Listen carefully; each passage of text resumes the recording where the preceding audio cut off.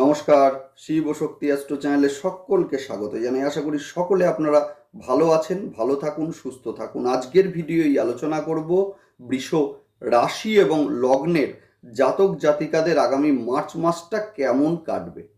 দেখুন, গ্রহের যা ট্রানজিট আছে তাতেই আপনাদের একাদশপতি বৃহস্পতি অবস্থান করছেন দ্বাদশে, দশম স্থানে অবস্থান করছেন, অর্থাৎ আমাদের কর্মের স্থানে অবস্থান করছেন শনিদেব, একাদশভাবে অবস্থান করছেন রাহু, সেই সঙ্গে মূলত আমাদের ফিফথ হাউসে অবস্থান করছেন হচ্ছে কেতুদেব।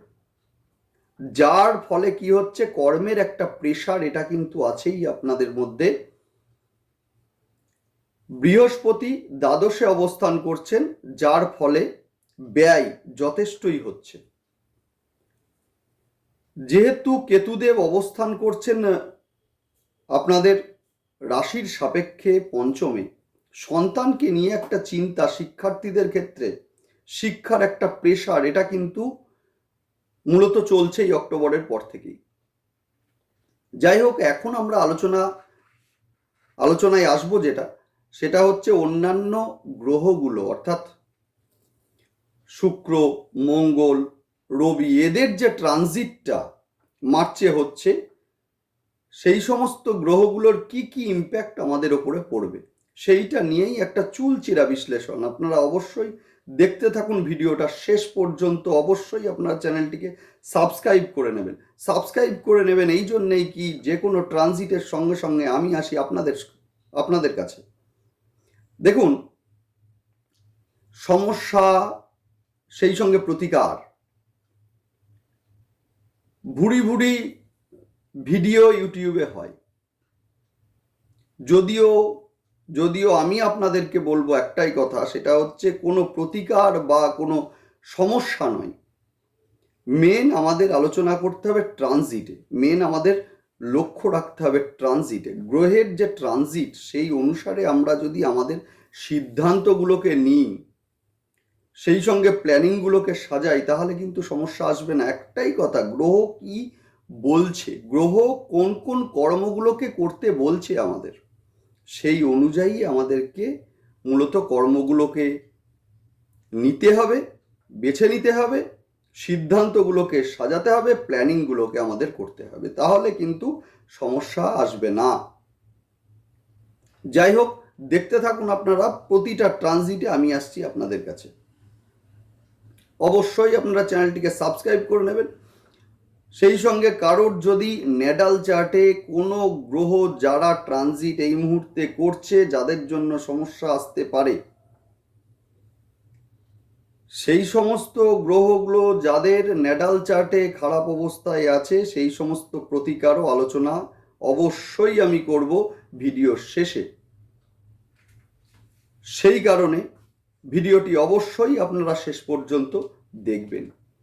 দেখুন, মূলত পৃথ্বী রাশি এবং স্থির রাশি সেটা হচ্ছে বৃষ রাশি, শুক্রের ঘর, যথেষ্ট রোম্যান্টিক এরা, ভ্রমণ প্রিয় এরা। সেই সঙ্গে কি না, সেই সঙ্গে কালপুরুষের যে চার্ট, সেখানে কিন্তু দ্বিতীয় স্থানের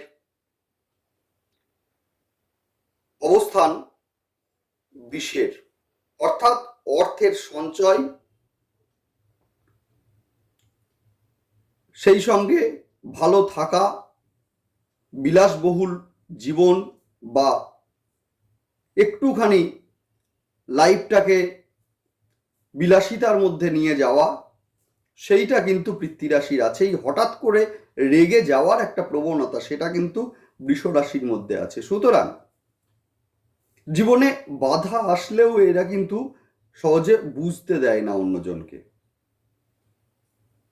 যাই হোক, বর্তমানে যে ট্রানজিটটা হচ্ছে সেটা হচ্ছে আপনাদের রাশির অধিপতি শুক্রদেব, যিনি কিনা অবস্থান করছেন কোথায়, যিনি অবস্থান করছেন আপনাদের নবম ঘরে। নবম ঘরে অবস্থান করছেন কার সঙ্গে? মঙ্গলের সঙ্গে। হঠাৎ করে রেগে যাওয়ার একটা প্রবণতা, ধৈর্য হারানোর একটা প্রবণতা, এটা কিন্তু থাকছেই। সেই সঙ্গে বেড়াতে যাওয়ার একটা প্রবণতা, ঘুরতে যাওয়ার একটা প্রবণতা। বেড়াতে গেলে হয়তো আমাদের মাইন্ডটা ভালো হবে, ফ্রেশ হবে। সুতরাং এই ধরনের একটা জিনিস এটা কিন্তু থাকছেই। হঠাৎ করে থ্রোয়িং, আমাদের মুখের যে কথা বলা, সেইটার মাধ্যমে মানুষ ভুল বুঝতে পারে। সুতরাং অবশ্যই আপনারা বলার সময়, মানে মেনলি কাউকে কিছু বলার সময় এটা কিন্তু আপনারা একটু সতর্ক হন। যাই হোক, শারীরিক সমস্যার ক্ষেত্রে বলবো, হঠাৎ করে দুর্ঘটনা, যেমন হঠাৎ করে আঘাতপ্রাপ্ত হওয়া পায়ে। সুতরাং আপনারা অবশ্যই কিন্তু কর্মস্থলে যাবেন, সাবধানে যাবেন, একটু সাবধানে যাবেন। রবিদেব অবস্থান করছেন কোথায়? রবিদেব অবস্থান করছেন হচ্ছে কুম্ভে, যিনি কিনা মার্চের মাঝামাঝিতে মিনে যাবেন। মিনে আগে থেকেই কিন্তু রাহুদেব আছেন, অর্থাৎ কিনা পিতার শারীরিক অসুস্থতা, সেই সঙ্গে হঠাৎ করে মান সম্মান হানি, মায়ের শরীর নিয়ে দুশ্চিন্তা, এগুলো কিন্তু থাকছে। সুতরাং অহেতুক ঝামেলাতে জড়াবেন না। যাদের নেডাল চার্টে রবি ডাউন আছে, রবি দেখা যাচ্ছে দুস্থানগত রয়েছে, অবশ্যই এরা সকালবেলাতে সূর্যার্ঘ্য দিন, সূর্য প্রণাম করুন। দারুণ দারুণ রেজাল্ট আসবেই আসবে। রবিদেব এবং শনিদেব একসঙ্গে অবস্থান করছেন, যার ফলে পিতৃস্থানীয় কারোর সঙ্গে অথবা সিনিয়র কারোর সঙ্গে মতবিরোধ হওয়ার একটা সম্ভাবনা, সেই সঙ্গে অফিসে কারোর সঙ্গে অর্থাৎ বসের সঙ্গে মতবিরোধ হওয়ার একটা সম্ভাবনা, এটা কিন্তু থাকছেই। কিন্তু কর্মস্থলে একটি ভালো বিষয়, যেটা আমাদের আলোকপাত করার মতো বিষয় যেটা, সেটা হচ্ছে কর্মস্থলে কিন্তু আপনাদের প্রভাব বৃদ্ধি পাবে। রবি দশমে রয়েছে, অর্থাৎ আপনাদের যে প্রভাব সেটা কিন্তু বৃদ্ধি পাবেই, রোম্যান্টিকতা বৃদ্ধি পাবে, নতুন সম্পর্কের হাতছানি এই সময়ে কিন্তু আপনাদের মন চাইবে বা আপনাদের লাইফে আসবে।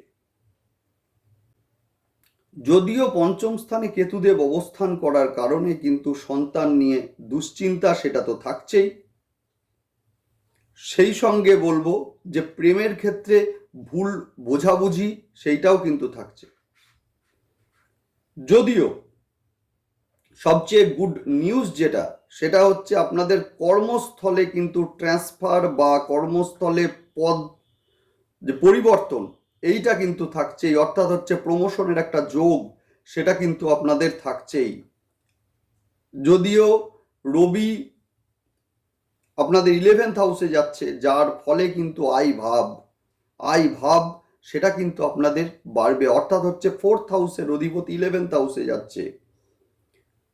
যদিও চতুর্থ এবং একাদশের একটা সম্পর্ক তৈরি হচ্ছে, এই সময়ে মূলত আয় ভাব বাড়লেও ব্যয়